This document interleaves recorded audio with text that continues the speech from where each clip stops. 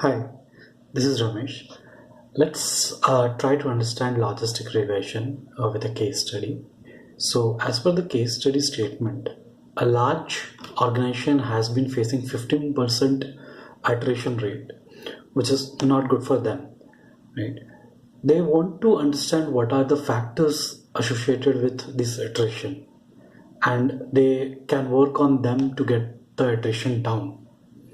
So, using logistic regression, we were able to assign likelihood of each employee to leave the company and identify the factors that are linked with employees' iteration, right?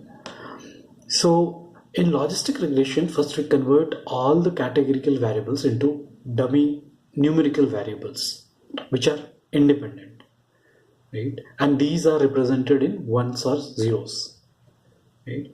And after that, using stepwise feature selection procedure, we choose the features that are actually significant in explaining the dependent variable. At first, we get the probability of each person leaving the company. Then we try to find the accuracy, sensitivity, and specificity for different probability and plot them for the range of the probability we have got. The point where they cross each other, we choose that to be the cutoff point. I mean, that probability is chosen for further analysis. So the model building process is same as linear regression model building process, where we try to find what all features affect the dependent variable most, right? And what is the degree of their effect.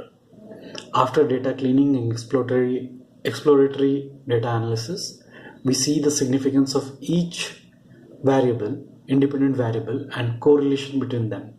If the significance of a variable is low, it is eliminated, and similarly if the correlation is too high, then also it is eliminated.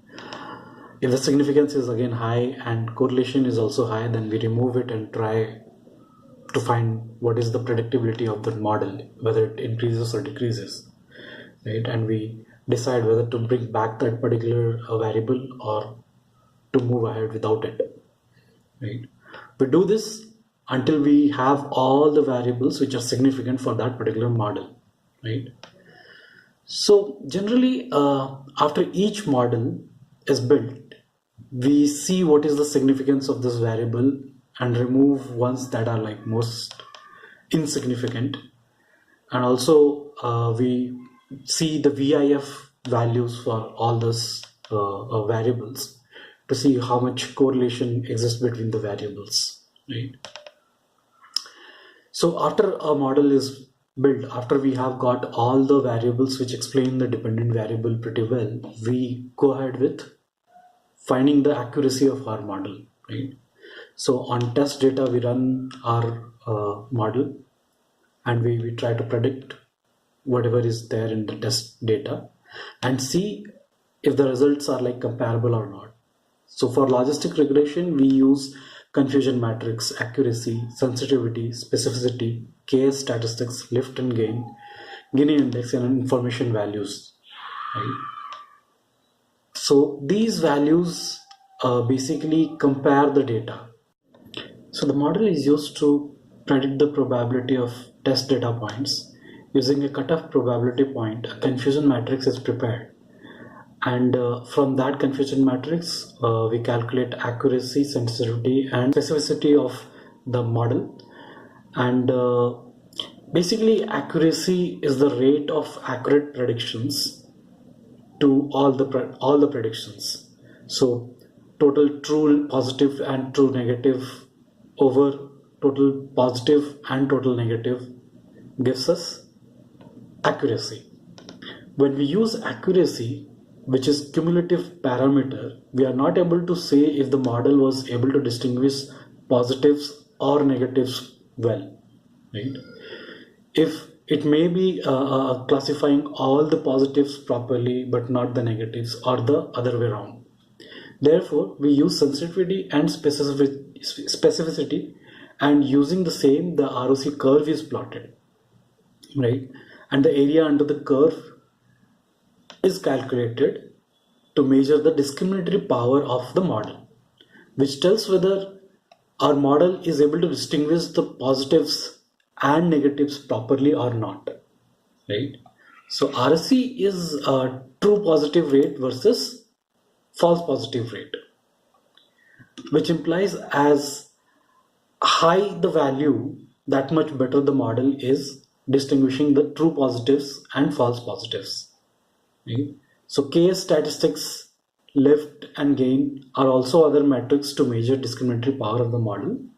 So for KS statistics, whole dataset is first arranged in descending order of the probability calculated, and they are tagged as 1 and 0 above and below that cutoff point or that cutoff probability which we calculated to calculate our accuracy, specificity, and sensitivity. Right now, the whole data is usually broken into 10 buckets, each bucket representing 10% of whole data set. Right, these buckets are called deciles. This need not be 10, but for our convenience we use 10 buckets. Right, the cumulative percentage of total positive cases are calculated for each bucket, which is again called gain. Right, lift is given by, again, gain of ordered models over random model, right? So when the cumulative negative gain is subtracted from cumulative positive gain, we get the KS statistics.